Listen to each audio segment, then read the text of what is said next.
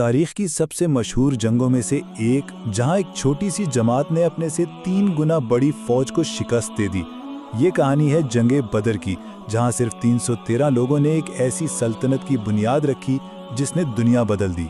تو سوال یہی ہے، آخر یہ ہوا کیسے؟ کیسے 313 لوگ 1000 لوگوں کی ایک پوری فوج سے جیت گئے؟ یہ صرف نمبرز کی گیم نہیں تھی، بلکہ اس کے پیچھے حکمت عملی، ایمان اور قیادت کی ایک پوری کہانی ہے۔ ذرا اس فرق کو تو دیکھیں، ایک طرف 1000 کی فوج جن کے پاس 100 گھوڑے تھے، اور دوسری طرف صرف 313 مسلمان اور ان کے پاس صرف 2 گھوڑے۔ مطلب یہ صرف تعداد کا فرق نہیں تھا، یہ تو وسائل کا زمین آسمان کا فرق تھا۔ اگر صرف کاغذ پر دیکھا جائے تو یہ جنگ شروع ہونے سے پہلے ہی ختم تھی۔ تو چلیے شروع کرتے ہیں اس کہانی کے پہلے حصے سے، ایک قافلہ اور اس سے جڑا تنازع۔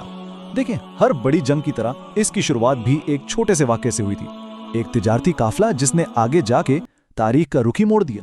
کہانی شروع ہوتی ہے ابو سفیان سے۔ وہ مکہ کے ایک بہت بڑے قافلے کو لے کر شام سے واپس آ رہا تھا، اور یہ کوئی معمولی قافلہ نہیں تھا۔ اس میں 50,000 سونے کے سکے اور بہت سا قیمتی سامان تھا، اور ان کا راستہ سیدھا مدینہ کے پاس سے گزرتا تھا۔ اچھا، یہاں ایک بہت اہم بات سمجھنے والی ہے۔ مسلمانوں کا ارادہ کوئی لوٹ مار کرنا نہیں تھا۔ اصل میں جب انہیں مکہ سے نکالا گیا تھا تو ان کی ساری جائیدادیں، ان کے گھر، سب کچھ ضبط کر لیا گیا تھا۔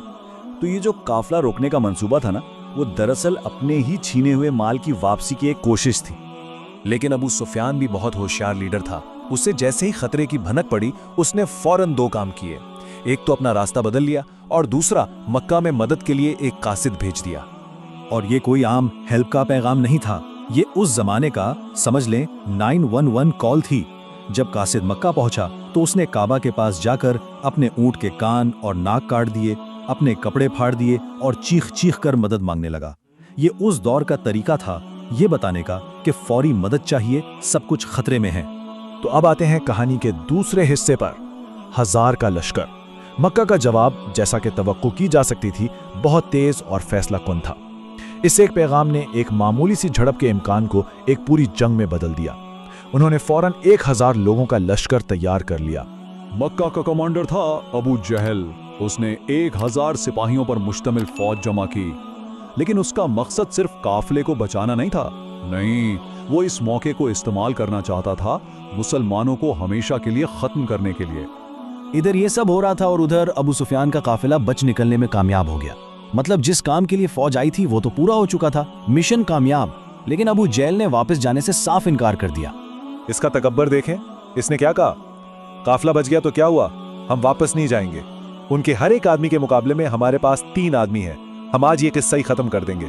بس اس کے بعد جنگ لازمی ہو گئی تھی۔ اب آتے ہیں تیسرے حصے پر، کنوؤں پر حکمت عملی۔ دیکھیں، اب جنگ صرف طاقت سے نہیں، دماغ سے لڑی جانی تھی، اور اس کی شروعات ہوئی صحرا کی سب سے قیمتی چیز سے، یعنی پانی پر کنٹرول سے۔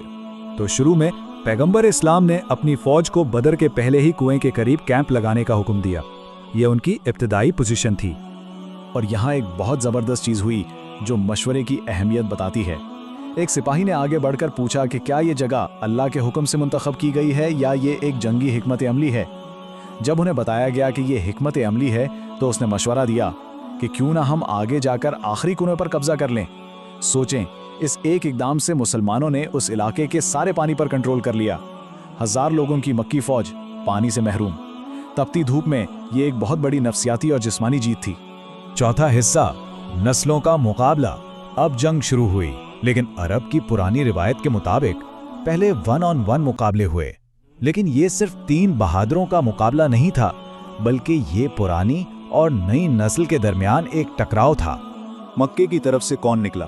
ان کے سب سے بڑے سردار عتبہ، ایک امیر اور بہت معزز شخص، اس کا بھائی اور اس کا بیٹا، یہ اولڈ گارڈ تھے۔ اور ان کے مقابلے میں مسلمانوں کی طرف سے نکلے حمزہ، عبیدہ اور ایک صرف 24 سال کا نوجوان علی۔ اور اس شدید مقابلے میں مکہ کے تینوں سردار مارے گئے۔ تصور کریں، یہ مکہ کی فوج کے لیے صرف ایک جھٹکا نہیں تھا، یہ ان کے غرور اور ہمت پر ایک گہری چوٹ تھی۔ ان کے بہترین جنگجو پوری فوج کے سامنے ڈھیر ہو گئے۔ اور اس جنگ کی جو ذاتی قیمت تھی وہ بہت گہری تھی۔ جانتے ہیں، عتبہ کا اپنا بیٹا حذیفہ مسلمانوں کی فوج میں تھا۔